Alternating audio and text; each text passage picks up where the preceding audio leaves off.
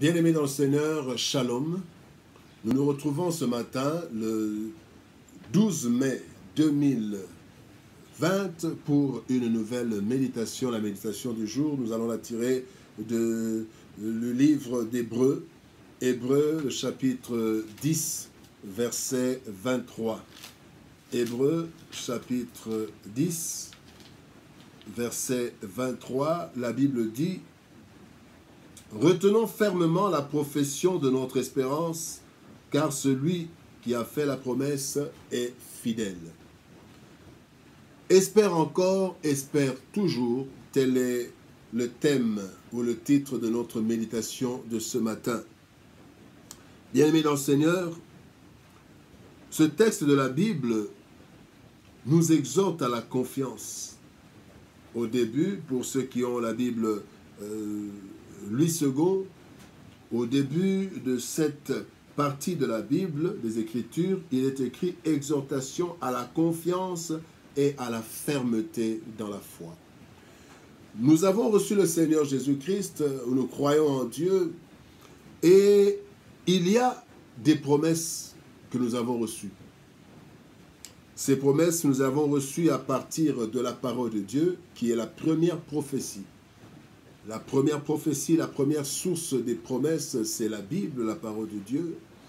Mais nous avons aussi reçu des promesses par des moyens extraordinaires, par des prophéties, par des visions, des songes. Le Seigneur nous a parlé d'une façon ou d'une autre, comme il est dit dans Job. Le Seigneur parle tantôt d'une façon, tantôt d'une autre. Et nous avons reçu avec confiance et nous avons professé notre espérance. Nous avons déclaré notre espérance en disant « Oui, le Seigneur a parlé, Alléluia, Amen. Je crois que ce que le Seigneur dit, c'est la vérité. Je dis Amen. » D'autres ont scellé cette parole du Seigneur. Mais au fil des jours, les promesses se font attendre et le découragement se fait inviter.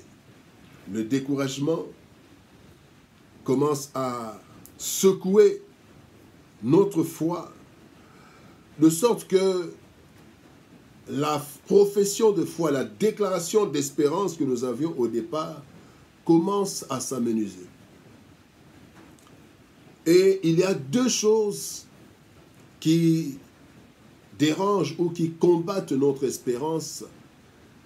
Il y a d'abord le temps. Le temps, bien aimé, un adage dit que le temps arrange bien les choses, mais il faut dire que le temps parfois aussi secoue notre foi et le temps commence à faire vaciller notre espérance. Bien aimé, plus le temps passe, plus les pensées commencent à s'inviter, ces pensées qui commencent à faire vaciller notre certitude. Et parfois, s'ajoute à cela le découragement des paroles des autres qui commencent à te faire compter les jours et te rappellent depuis combien de temps tu es dans cette situation. Et l'ennemi, le diable, avec toute son organisation, s'invite aussi et des idées maléfiques commencent à venir. Et quand nous voyons dans la Bible, dans plusieurs psaumes, il y a ce terme « jusque à quand, Éternel ?» Quand vous lisez le psaume 6, le psaume 13, le psaume 35, le psaume 79, ce sont les psaumes où il y a l'espérance, mais il y a des endroits où le psalmiste dit « jusque à quand ?» Avec quelque part, « jusque à quand m'oublieras-tu sans cesse ?»« Jusque à quand ma peine perdurera ?» Jusque à quand? Et même Dieu lui-même reconnaît que parfois les choses tardent. Il le dit à Habakkuk, Habakkuk chapitre 2, verset 3. Même si la promesse tarde, donc le Seigneur est conscient que, à notre point de vue, il y a des choses qui tardent. Il dit, même si elles tardent, il dit que la promesse est déjà fixée. Le temps de la promesse est fixé, mais même si elle tarde, attends-la, car elle s'accomplira.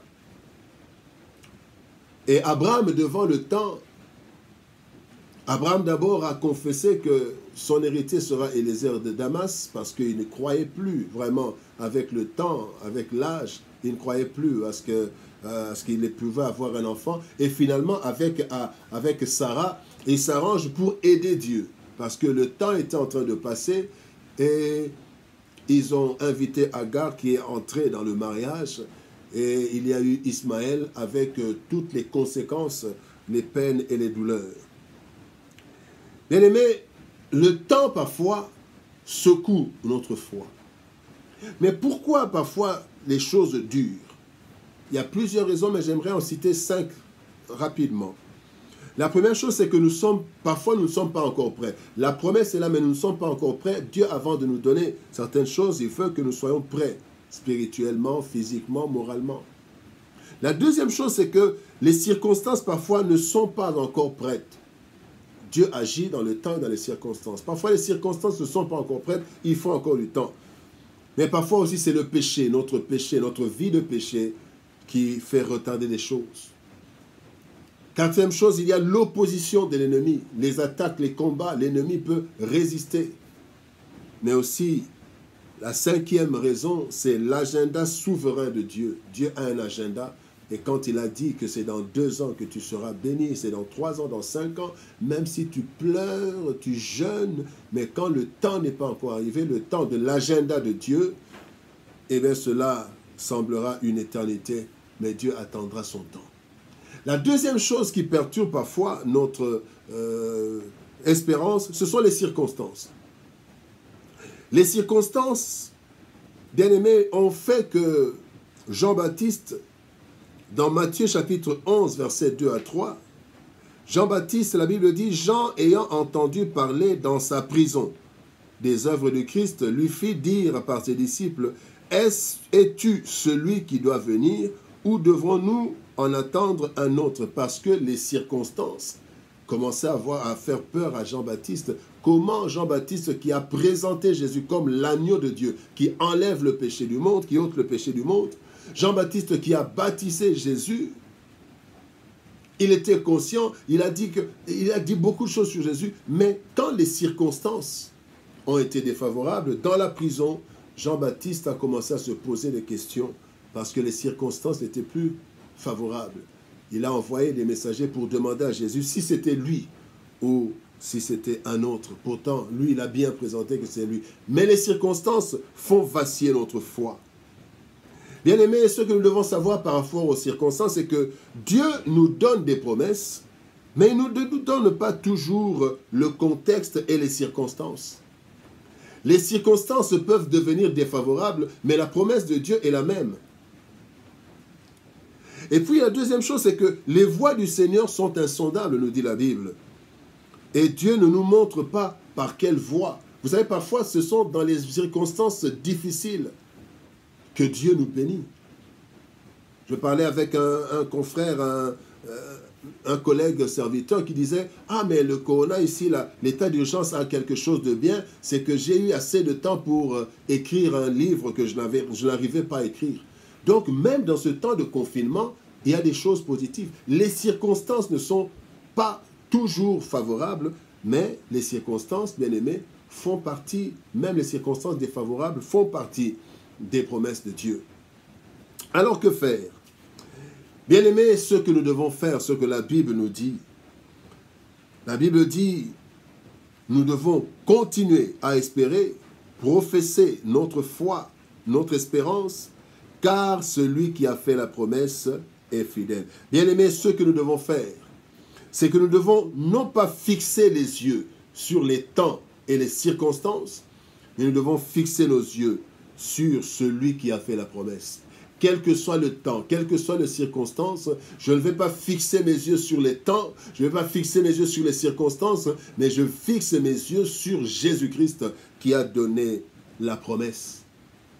Pourquoi? Parce que la Bible me dit, dans Daniel chapitre 2, verset 21, la Bible dit, « C'est lui qui change les temps et les circonstances, qui renverse et qui établit les rois, qui donne la sagesse aux sages et la science à ceux qui ont de l'intelligence. » Bien-aimés, Dieu est celui qui peut changer les temps et les circonstances. Il en est le maître.